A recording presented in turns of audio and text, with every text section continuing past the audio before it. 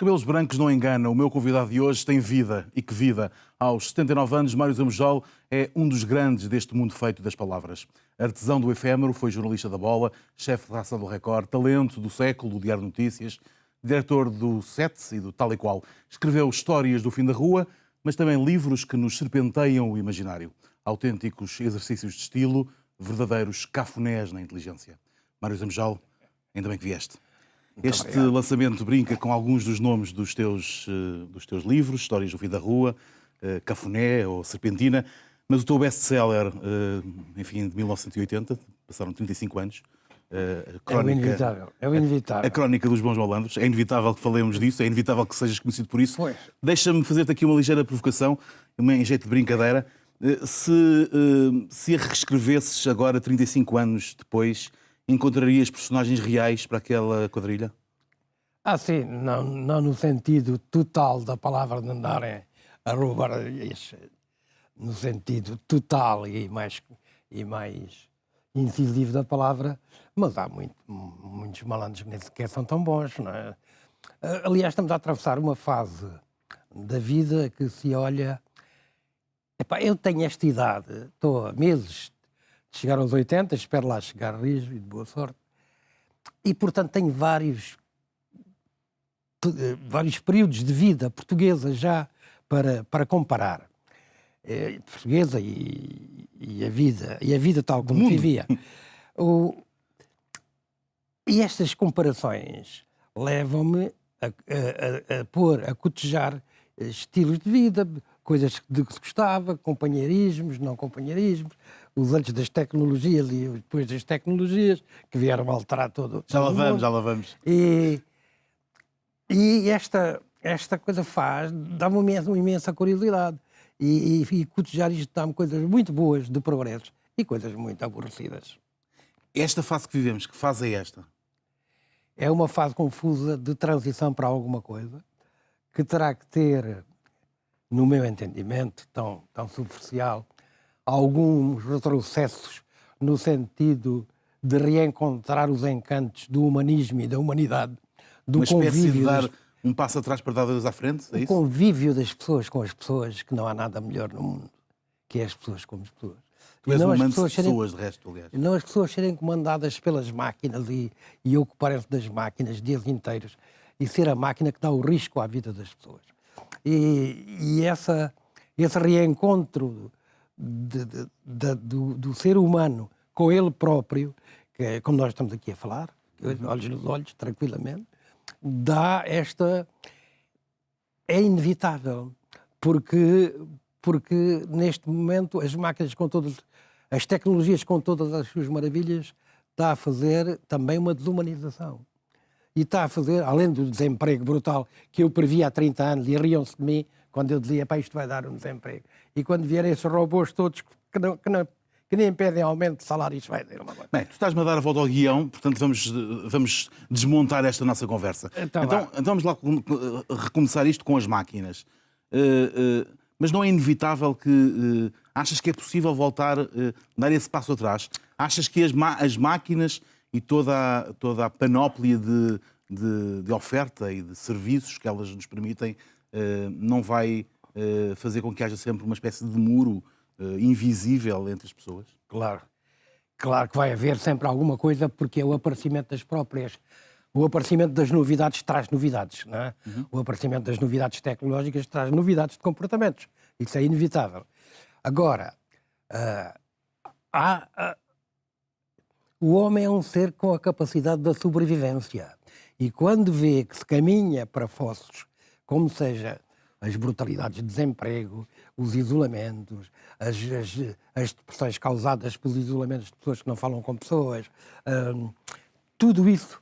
E a outra coisa é que os robôs e todas essas máquinas que fazem o trabalho de 5, 6, 7, 10 pessoas não são consumidores. E não serem consumidores é uma desgraça. São programados, não é? Não consomem, não gastam dinheiro. Bom, então...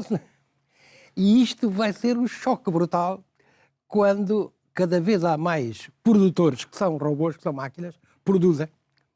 E depois não há o escoamento, porque esses robôs não compram, não são consumidores. E isto, neste momento, parece uma paródia. Parece ainda uma paródia, mas já não é tão paródia como isso. Porque vai haver um tempo em que a capacidade de produção feita tecnologicamente é uma coisa extraordinária. Mas a capacidade de consumo, como estes robôs não consomem, não fazem lâminas para a barba, não sei o quê, fazem as lâminas, mas não gastam as lâminas. Fazem as coisas, mas não gastam. Então tem que haver um encontro. E a ciência humana, porque o homem tem uma inteligência, dará fatalmente passos de retificação em que o homem retoma a sua condição de condutor da humanidade. O homem é a humanidade e não são as máquinas que são a humanidade. E, portanto, eu digo isto e posso parecer assim um bocado bota dinástica, o gajo que queria viver em 1960 ou não sei o quê, antes da... Não é isso. Há máquinas extraordinárias, há progressos de ciência fantásticos, nunca se fez coisas tão maravilhosas para uma coisa. Mas tem que se pesar também o balanço dos prejuízos. O balanço dos prejuízos na estabilidade e na... E achas que essa balança é desequilibrada? Chegará. Neste momento está desequilibrado, está na curva descendente. Eu acho muita... Epá, eu tenho dois telemóveis. E já és um dependente de telemóveis. Eu, quando apareceu o telemóvel, cá há apenas 20 anos, hein? Eu tinha quase 60 quando começaram a aparecer os telemóveis. Portanto, isso era uma coisa que me era hostil. Quer dizer, eu disse, eu jamais andarei na rua armado em cabine telefónica. Quer dizer, eu nunca andarei... E, no entanto, 3 meses depois, as circunstâncias, as necessidades, a coisa... Mas tenho um telemóvel que nunca fiz uma chamada. É só para receber? Não, é só para encontrar o outro. É só para encontrar o outro que nunca sei onde o deixo. E depois toco por aquele e lá, oi, lá está. Bom. Mas isso são pequenos apetrechos. Agora, eu muitas vezes... E as redes sociais, por exemplo? Redes sociais... Facebook? Pronto, há lá um Facebook na editora que passa um ano sem o ver e tal. No meu entendimento, as grandes redes sociais são quando me junto com uma roda de amigos, ou sem ser amigos, e vou a muitos sítios, escolas, e são pessoas com pessoas, é uma rede social. Mas quando tu saías, e já lá vamos falar desse tempo, mas quando tu trabalhavas no Bairro Alto, que era o viveiro do jornalismo, e saías às 2 e 3 da manhã das redações, que era a hora que saía das redações, e ias para os bares, onde conviviam durante a madrugada. E hoje esse diálogo, esse convívio é feito no Facebook. Há alguma coisa de perverso em que a comunicação se tornou? É diferente, e agora também, eu não posso ser árbitro do gosto dos outros. Para mim não tem piada, está entendendo? Isso não tem... A nossa amiga comum Alice Vieira, que de resto já esteve aí sentada nesse lugar onde tu estás, é uma fervorosa utilizadora Alice vai sempre à frente. Do Facebook. Alice vai sempre à frente. Mas eu não... Para mim continua a ser as pessoas. Eu convivo com as pessoas. Eu vivo coisas. Mas uma coisa não é incompatível com a outra. Agora não tenho nada contra o Facebook e compreendo perfeitamente pessoas que viviam talvez numa certa solidão e que passaram a ter contactos. E há coisas muito... E também há perfídias que se fazem pelo Facebook. Há perfídias. A gente pode dizer, está bem, mas as perfídias não foi a máquina que as inventou, foram as pessoas que lá as meteram. E também se faziam outras antes, de outras formas, outro tipo de perfídias. Aqui ganha um volume maior, mas... Claro. Mas não é isso. O que é o afastamento progressivo da importância do homem para ser subalternizado à importância da máquina. Porque cada vez mais... há pessoas que já não precisam. Já se diz assim, daqui a uns tempos, um tipo mete uns elementos num papel, lá na internet, lá numa coisa qualquer. O personagem, um gajo é teu, aquele é sobrinho, aquele é coisa e tal, e aconteceu e tal. Mete por aquilo e sai um romance. Tu sabes que há umas aplicações nos telemóveis e nos tablets, uma espécie de algo chamado dictafone ou outros comuns, em que tu ditas palavras e aquilo escreve, enfim, com mais ou menos rigor. Pois, ainda está numa fase embrionária. Ainda estão em fases mais ou menos embrionárias, nunca é muito rigoroso. Eu faço esta pergunta a propósito de algo que sei, que é recente em ti, não sei se ainda o fazes, Mas tu ainda escreves livros à mão? Escrevo à mão, eu tenho aqui um colo fantástico, que é a minha marca, mas depois alguém passa o computador, porque eu não vou entregar na editora. Mas porque o processo, mas porquê? Mas o processo criativo na máquina Porque há uma coisa. não flui? Eu, quando tinha 3, 4 anos, deram-me um lápis na mão. Habituei-me a fazer daqueles lápis bonecos e escrita e de coisa, e escrever e tal. Oh, Mário, mas isso foi quando tinhas 3 ou 4 anos. Hoje tens 79, vais fazer Pois, 80. mas eu não vi razões para mudar. Porque, por exemplo, eu tenho muitas vezes um cadernito em cima da secretária e tal, e quer tomar uma nota de noite toda. É pá, eu nem acendo a luz. Pá, aquilo é mecânica. Coisa. Bom, então, eu não. Talvez um dia destes me convençam, diga, pá, olha, que coisa. E talvez haja aqui também uma certa hostilidade da minha parte que me leva a não aprender as melhores coisas. Tenho que reconhecer, não é? Mas é sempre aquela coisa, as pessoas em primeiro lugar. As pessoas em primeiro lugar e não as máquinas. E quando eu vejo quase quinzenalmente ou mensalmente aparecer assim, está aqui o novo modelo de telemóvel, isto agora, pá, até tem corta-unhas ou não sei o quê, fantástico. Eu digo, pá, o quê? Esta vertigem também, e eu digo isto com muita convicção, é que as tecnologias vieram trazer os brinquedos para adultos. É que antes os brinquedos eram só para as crianças. E de repente há uma série de tecnologias fantásticas que servem de brinquedos a qualquer hora. Os adultos brincam com aquilo, há jogos, há isto, há aquilo e tal. Coisa. Fantástico. Não há nada melhor do que manter a juvenilidade e gostar de brincar. Mas há muitas dessas coisas, são os brinquedos dos adultos. São com que se entretêm. Eu também, se calhar, faço já alguma coisa com isso. E isto não é uma condenação, mas há uma forma, há uma ocupação dessas tecnologias para os adultos. Epá, agora já não é só os brinquedos dos putos quando é filho. Agora tenho coisas porreiras para brincar com isto. De vez em quando a câmara tem-me focado comigo a olhar para ti e a sorrir, e é um sorriso de... Trocista, não é isso mesmo que eu queria dizer, não é nada trocista, é antes de uma infinita ternura. Eu gosto, francamente, de ouvir, de te ouvir e de ouvir a forma como olhas para o mundo. E a propósito, faz a ponto com esta pergunta que eu te quero fazer. Nesta sociedade em que nós vivemos, neste país em que nós vivemos, que lugar está reservado para os mais velhos? Bom, o lugar reservado para os mais velhos é sempre o fim de todos os lugares, de todos os mais velhos, em qualquer sociedade e em qualquer época, não é? O que eu tenho quase a sensação, pá, ou a impressão, ou a convicção, é que há tipos que são prematuramente velhos, ou são considerados prematuramente velhos, porque têm essa idade marcada lá no bilhete, mas que são gajos muito válidos, são gajos capazes de ser muito importantes, de darem muita sabedoria. E como atingiram lá naquela coisa, este gajo tem 70... É uma espécie de marca, não é? Tem 70, bom, pá, pronto, vai dar lugar a outro, que é também necessário. O que é preciso é criar mais coisas. Mas há muita sabedoria desaproveitada, no meu entendimento.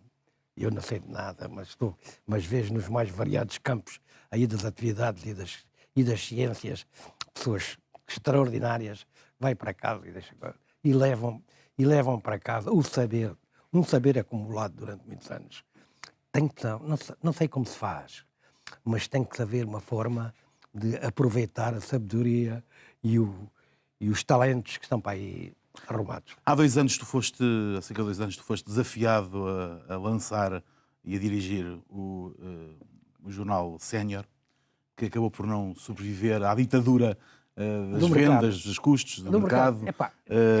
Continuas a achar que há espaço para um jornal daqueles que seja um ponto de encontro entre interesses e pessoas? Sim, mas repara, aquilo não foi ideia minha, nada. Desafiaram-te, duas senhoras que, com muita paixão por essa matéria, que me pressionaram para eu ser o diretor daquilo e tal. Devo dizer que fui muito pouco diretor, era mais nominal que outra coisa, porque elas é que sabiam fazer aquilo e realmente sabiam, tinham da matéria.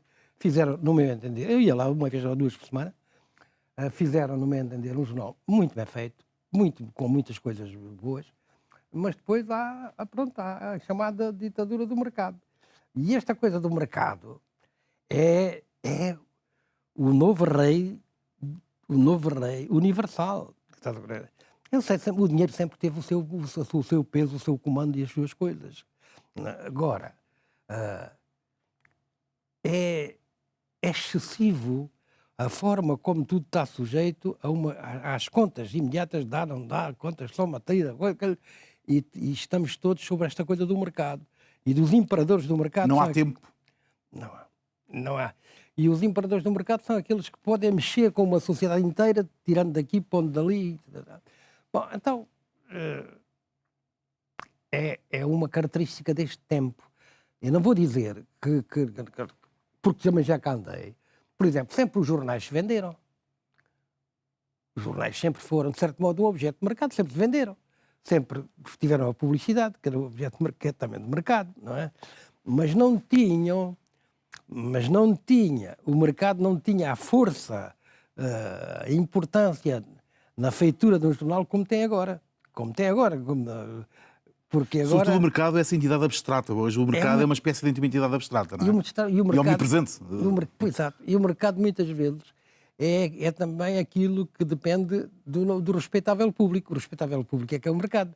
Se o respeitável público, nosso querido público, não pegar no jornal, pronto, a gente pode dizer, é o mercado, foi o público que não pegou. A manchete da última edição do Jornal Sénior tinha a frase, a manchete era: falta cumprir Portugal. O que é que falhou? Falta cumprir muita coisa. Pá. Não falhou, está a falhar. As coisas nunca falham, nunca são definitivas. E não sei se pode dizer alguma vez cumprir em absoluto.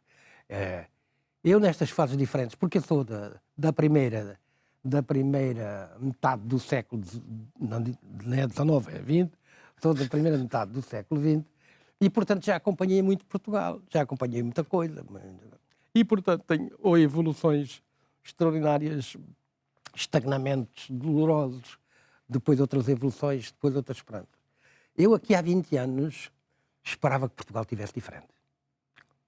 Esperava que Portugal tivesse muito diferente. Eu, aqui há muitos anos, aqui há 20, 30, esperava que o mundo tivesse muito diferente. Tivesse tudo melhor. E, portanto, esse desapontamento de Portugal já esteve muito pior, evidentemente. Teve fases em que os pobres eram 90% e o analfabetismo era outros 90%. Bom, não vamos comparar essas coisas. Mas eu aqui há 20 anos com estas coisas das Uniões Europeias e das coisas e tal, o meu otimismo deu-me a entender que vamos ser uma sociedade próspera, vamos ser uma sociedade sem miséria, sem isto. E daí este desapontamento. Desencanto. Eu sei que há coisas em Portugal que estão muito, muito melhores que o que estavam há 3 ou 4 anos. Nos domínios da ciência, nos domínios de coisas, estamos a fazer coisas excelentes. Há gente a fazer coisas excelentes. E há de ter alguns resultados. Outro dia estava a ler uma notícia que os alemães já levam os médicos à saída das faculdades. Já acaba o curso de medicina, anda para a Alemanha. Os melhores. Isto é próprio do clube de futebol, quase uma coisa de um olheiro. Pois, e é próprio de um país que está ali a servir de aviário para os outros. Bom, há um certo desapontamento. Por outro lado, tenho as esperanças que se emendem passos maus, que haja uma purificação do ambiente que neste momento está muito turvo e com muitas notícias desagradáveis e que nos dão um certo desânimo sobre muitas coisas. Depois generalizam-se aquelas coisas que eles querem, não sei o quê, os políticos são todos não sei o quê. Depois é excessivo, não é? Porque não é verdade, não é? Há muita gente na política que quer fazer política por ideologia, por convicções, por não sei o quê. E depois lá aparecem aqueles, alguns que não são. As coisas não acontecem. Na banca, eu não estou convencido que não vão acontecer mais desgraças assim tão cedo. Muito bem. Estavas há bocadinho a falar do respeitável público que Que eu muito compra, respeito. compra jornais. O que é facto é que compra cada vez menos jornais em Portugal, em papel. Esta ideia da finitude do papel é uma espécie de profecia que há 20 anos nós ouvimos uns profetas, passo o pleonasmo, anunciarem que o papel vai morrer. Essa ideia aterroriza-te? A ideia Desgosta-me. essa ideia de que os jornais... Desgosta-me, mas não acredito muito que se confirme. Porque, vamos lá ver, quando é que se começou a dizer que os jornais de papel iam acabar, ou pelo menos a reduzir-se? Quando apareceram outras coisas. Antes não havia nada que levasse a pensar que os jornais podiam desaparecer. Depois apareceram os ecrãs, as coisas, as tecnologias, e a malta, pronto, agora já é dispensável o jornal de papel, porque isto pode ser outra forma de comunicação que traz tudo. Agora, e aí começou-se a falar do jornal de papel. E aí volto sempre ao princípio. Quando estas coisas apareceram, eu tinha a minha formação de homem adulto e já maduro, cuja manhã perfeita é ir tomar o pequeno almoço e ler o jornal. Aquele prazer único de folhear, não é? Ler o jornal. Ainda no tempo em que a tinta ficava nos dedos. Exatamente. Era a manhã perfeita. Hoje já nisso acontece que o papel já nem o papel já nem é dessa qualidade. Não é? E, portanto, é natural que o meu caso, de um tipo que tinha um determinado prazer que lhe dizem que vai desaparecer, e que seja um caso individual, ou dos gajos da minha idade, ou dos gajos... Mas eu um dia, eu já tenho contado isto, fui a uma mesa redonda, assim, sobre escritas e leituras e tal. E estava lá um professor, não vou dizer o nome dele porque não estou autorizado, mas não lhe pedi, não, que é um homem, porque eu tenho um respeito intelectual enorme. E depois falou-se do meu caso e de outros, e não sei o quê. E ele disse, escrever para televisão e rádio, ou escrever para jornais e livros, isso é a mesma coisa, escrever. E eu disse, meu caro professor, eu acredito que só se admite a si próprio dizer um disparate por ano. E já disse, não pode dizer mais nenhum. Mas isto num bom convívio. E ele disse, então porquê é que é um disparate? Enquanto eu for leitor de livros ou de jornais, eu sou o dono do tempo. Eu levo o tempo que quiser a consumir a informação. Eu levo 3 minutos, o outro, para consumir a mesma coisa, leva 4, o outro quer 7, o outro quer 2, cada um escolhe. Cada leitor é o dono do tempo. Nos audiovisuais e nas coisas, naquilo que nos entra nos ouvidos, o dono do tempo é quem emite. Nós estamos a fazer uma coisa e damos uma notícia, e é 2 minutos e 14, e é 2 minutos e 14 para toda a gente. O dono do tempo é quem emite. E eu passo que na escrita e na leitura, o dono do... Isso faz diferença na mensagem? Completamente. Completamente. Porque o cérebro de cada um tem a sua própria capacidade de absorver em mais ou menos tempo aquilo que... E é o seu tempo, não é o tempo de quem emite, é o seu próprio tempo. E esse próprio tempo, esse tempo é variável. Porquê é que não acredita no fim mesmo do papel? Eu não acredito no fim do papel, porque quando ainda hoje há coisas e tal, e as pessoas duvidam uma das outras, e dizem, venha de lá o papel, preto no branco, e assinado no papel, e veio a notário o papel. Portanto, o papel ainda é um instrumento de confiança. Mas o que é certo, Mário, é que há 10 anos, não precisamos recuar tanto, os diários generalistas portugueses vendiam 350 a 400 mil exemplares por dia, e hoje vendem menos de 250 mil. Portanto, pois, isso é essa tendência é um fenómeno, fenómeno. E é um susto. Eu não digo que não. Agora, o que eu acredito é que a capacidade de rascar, para utilizar a velha palavra, fará com que os jornais se vão transformando ou numa especialização. Por exemplo, A revista dos arquitetos, não sei se há, mas deve haver uma revista dos arquitetos. Os arquitetos são tendentes a comprar a revista dos arquitetos. Eu não vou comprar a revista dos arquitetos. Não é por ser de papel ou por não ser de papel. É porque não é a minha praia. Agora, e cada vez mais... A segmentação e a especialização. E depois há outra coisa que é os jornais com opinião, porque estão ultrapassados pela vertigem da notícia dada pelas televisões e pelas rádios. Quer dizer, quando o jornal vai dar notícia, é uma notícia de ontem. Estás a ver? É uma notícia de ontem. E, portanto, aquilo já é para a notícia. Agora, tem que haver os comentadores. O meu amigo é um bom comentador. És um bom comentador. Agora, tem que haver aquela coisa que é assim. Eu fiz parte de uma redação do Diário de Lisboa, no final dos anos 60, que tínhamos uma redação extraordinária, pá. Só havia lá algum gajo fraquinho, era eu. De resto, era o Trier, o Castrinha, era coisa, tinha o Zé Carlos Vasconcelos, não voltou a haver... Uma redação, 19 mancebos, já morreram metade. O Fernando Assis Pacheco, não sei o quê, pá. O que é que acontecia? Pá, o jornal era francamente bem feito, pá. E eu até me posso dizer, éramos bons, fazíamos uma grande equipa. E havia pessoas que iam comprar o jornal só por causa da crónica do Castrim. O resto dos outros 18, como agora nem é piada a coisa do Presidente da República, os outros 18 nem interessavam. O Castrim. Iam comprar a crónica do Castrim.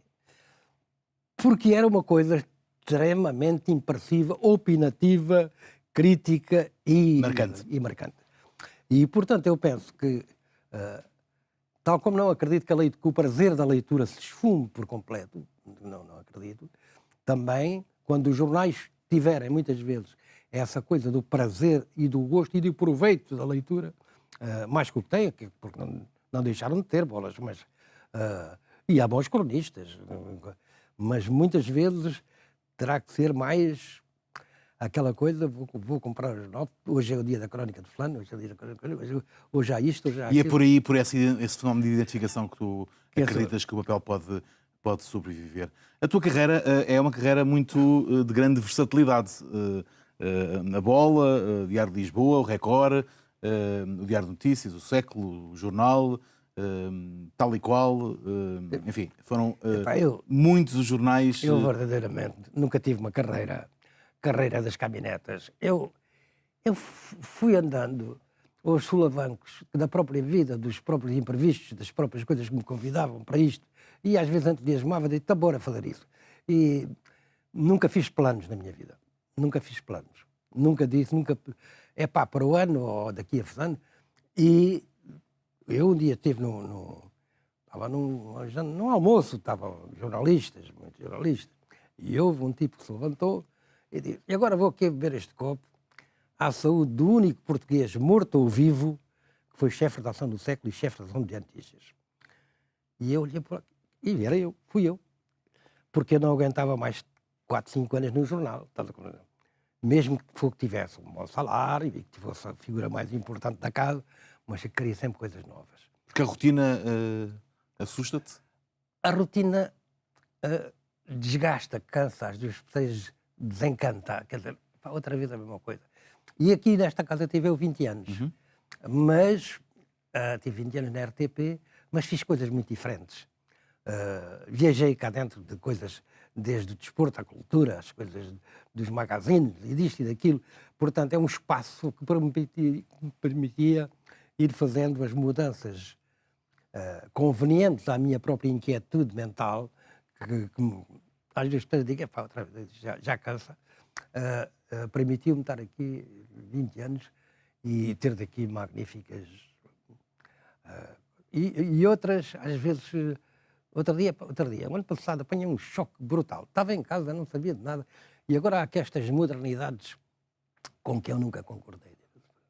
Mas quem sou eu? Se é universal esta prática, sou eu que estou... Que é aquelas notícias que vão passando em rodapé. E quando a notícia passa em rodapé, a gente deixa de ouvir o que o senhor está a dizer. Não é? Porque a gente ou está a ler o de baixo ou está a ouvir o de cima. Bom, eu disse, pá, isto não... Modernizes. Mas está bem, mas pronto. Epá, e agora há uma série dessas notícias de rodapé que começam pela palavra morreu. E a mensagem vem daquele lado e a gente primeiro só vê morrer e fica à espera de saber quem, porque vem devagarinho, vai morrendo devagarinho. E eu também, É chamada morte lenta. Epá, e diz-me assim, morreu o Carlos Pinto Coelho. Epá, eu fiz programas nesta casa com o Carlos Pinto Coelho, já éramos os dois pivôs de um programa. E 3 meses antes ele tinha apresentado um livro meu chamado A Dama de Espadas, aí num cabaré, no último cabaré de Lisboa, porque é uma perda.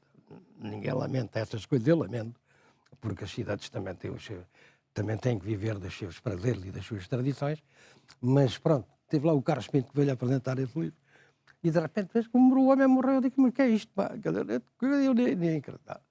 E essa perenidade da vida, essa frequência com que eu já vou a velórios, pá, que é muito chato, que é muito chato, que é muito... Um gajo... E cada vez que me desaparece um amigo é como se eu perdesse um bocadinho de mim próprio. E depois tenho que... Pá. E como é que são colando esses fragmentos? Parte de uma coisa que eu sempre tive como quando sempre aceitei com a natureza da perenidade da vida. Eu nunca vivi no terror da morte, no terror, e coisa, pá. Quando chegar, chegou. Porque sempre me habituei a essa certeza, a essa coisa. Mas não te assusta? Não. Só o que é que não me doa, porra.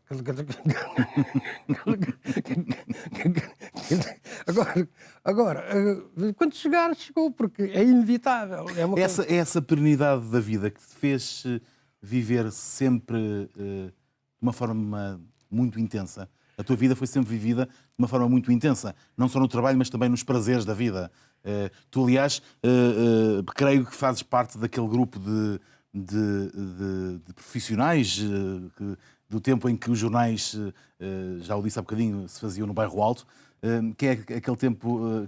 Boémia. O tempo de Boémia, assim, a turma da mão fria, que era uma expressão deliciosa, porque era a gente que passava as noites com um copo de whisky com 2 pedras de gelo, não é? E portanto a mão ficava fria. Pois, repara, havia realmente um espírito, que era o espírito da época, e que também significava que os prazeres da época, os convívios da época, eram uns com os outros a beber um copo e a coisa, e não sei o quê. Havia isso como... Não era só no jornalismo, mas era muito no jornalismo. Até pelas horas. Um dia, o Bairro Alto, no mês passado, há 3 meses, assinalaram-se 500 anos do Bairro Alto. E eu fui convidado para ir falar do Bairro Alto por 2 televisões e 2 jornais e tal. E eu digo assim, não me digam que estes gajos jogam que eu sou desse tempo. Quer dizer, porque eu não tenho tantos. Bom, realmente vivi uns tempos no Bairro Alto. Trabalhei. Mas o Bairro Alto era uma espécie de sala de espera, sala de diversão das redações, não é? Quer dizer, vocês saíam da redação e passavam o resto da noite... Repara, quando se fala a maneira como os jornalistas do Bairro Alto viviam, é preciso dividir logo entre a malta dos matutinos e a dos vespertinos. A malta dos matutinos começava a trabalhar às 3 ou 4, 2, 3 da tarde, e acabava 2, 3 da manhã, uns meia-noite, outra 1 hora, e não sei o quê. E depois dali, no meu caso, eu ia jantar, cear, porque não jantava. A qualquer lado. E às vezes a noite prolongava-se, mais conversa, mais chachada, mais copo, mais isto. A dos vespertinos levantavam-se, eu também trabalhei nos 2, o Diário de Lisboa era um vespertino, e eu levantava-me, dolorosamente às 7 da manhã, para coisa e tal. E pronto, mas tanta gente que se levanta às 7 da manhã no mundo, mas a mim, não, estava habituado às outras coisas, que dormia de manhã... Era o mundo ao contrário? Saía o mundo ao contrário. E havia uma coisa muito sadia nos jornais, o facto de viverem ali, o almoço da malta dos vespertinos, naqueles restaurantes todos encontrava-se gente dos mais diversos jornais. O Diário Popular e o Diário de Lisboa eram na mesma rua, na Rua Luxuriano. nos estávamos ali,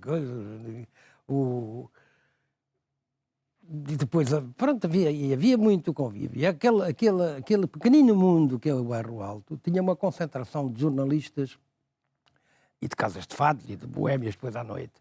Mas o paradeiro maior de quem saía de noite de jornais às 2, 3 da manhã já não era o Bairro Alto. A não ser que fosse uma casa de fado ou coisa assim, porque não havia aqueles sítios do Bairro Alto, os bares mais castiços. Era o Havia Procópio, Lisboa, se não houver havia os Procópio, não, Procópio é que vem mais tarde. Havia o Snob e havia... que são ainda hoje, no fundo, são ainda hoje pontos de paragem de jornalistas. Ainda. É verdade. Agora, se eu disser assim, mas gostas mais de viver neste tempo do que nesse tempo de há 30 anos, em que as coisas eram diferentes, e a boémia e as coisas e tal. Esse julgamento está sempre dependente de duas coisas. Das coisas em si própria do que existia e do meu próprio gosto e da minha própria vida e da minha própria idade. Claro.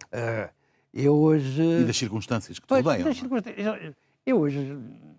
Eu chegava a fazer bidiretas, por questões de trabalho e questões de coisa, e depois de me divertir, chegava a fazer bidiretas. E não digo nas calmas, estourado, mas agora não faço. Claro. Não faço diretas. Mas ainda sais à noite? Saio à noite, porque também saio. Não sou um frequentador da noite, mas não sou um frequentador da noite, porque muitos dos meus velhos companheiros de navegação noturna já encostaram às boxes. Uns morreram e outros ficaram em casa com a sua cirrosita, e enfim, as coisas foram-se degradando. E portanto eu vou às vezes e digo assim, conheço uma malta mais nova também, mas já não é a mesma. Os castiços já lá não estão. Mário, tu nasceste na Marleja, Alentejo Profundo, que nós basicamente conhecemos porque sabemos que sempre que vemos o último meteorológico, sabemos que é sempre temperaturas acima dos 40 graus, é sempre na Marleja. Ainda bem que me falas nisso. Eram verões escaldantes. Ainda bem que me falas nisso. Eu, a semana passada, há 10 dias, tive um convite para ir à Marleja. Eunice Munhoz e eu, como figuras da Marleja. Eu não nasci lá, porque eu nasci a Moura, mas 3 semanas depois já lá estava. Então. E, portanto, praticamente. E fizeram-nos uma homenagem tão profunda, tão castiça, E foi no Pino do Verão, hein? E eu até hesitei e digo, aquilo deve ser. Mas fui lá. E a Eunice foi. E fizeram-nos uma grande festa. E fomos recebidos por uma coisa que vale a pena. Alguém dos órgãos de informação, a Filarmónica da Marleja, que nos recebeu, tocou-nos, sabe? Foi um exagero. Em relação a mim, foi um exagero. A Eunice merece a música toda, mas eu prendo.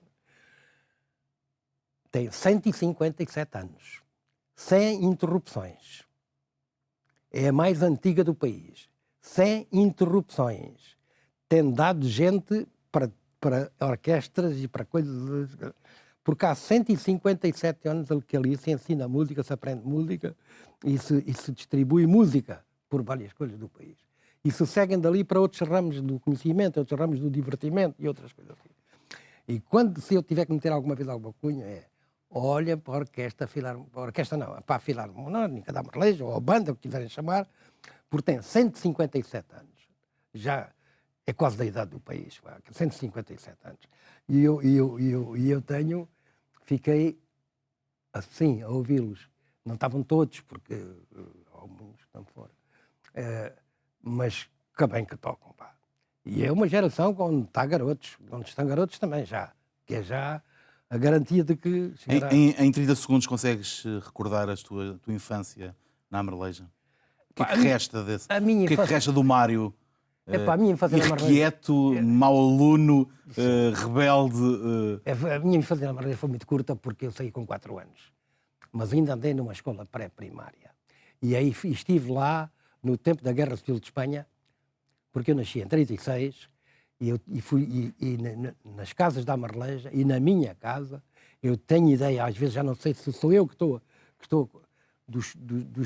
das pessoas que fugiam da Guerra Civil de Espanha e vinham para casas de todas as terras fronteiriças ou perto da fronteira, entre as quais a minha e entre as quais a minha casa. Tenho tenho essa imagem. Às vezes já tenho dúvidas, fui eu que a criei, de ouvir contar, mas não, eu tenho a imagem de ter vivido. E depois fui para lá, fui para o Algarve, muito novo, vivi lá uma data de anos no Algarve, guardo lá também grandes amizades. Onde aliás, jogaste a bola com o atual Presidente da República, Cavaco Joguei Silva. a bola, dei-lhe umas caneladas. E fica essa deliciosa história para outros convívios que venhamos a ter. É uma delícia conversar contigo. Ainda bem que vieste, Mário. Muito obrigado. E ainda bem que vim, porque gostei muito de estar contigo. Os jornais, o país e a vida de Mário Zambojal esta semana no Ainda Bem que Vieste. É assim todas as semanas na RTP, conversas interessantes com gente que marca a diferença. É bom estar consigo, estamos de volta de hoje a 8 dias. Volte connosco.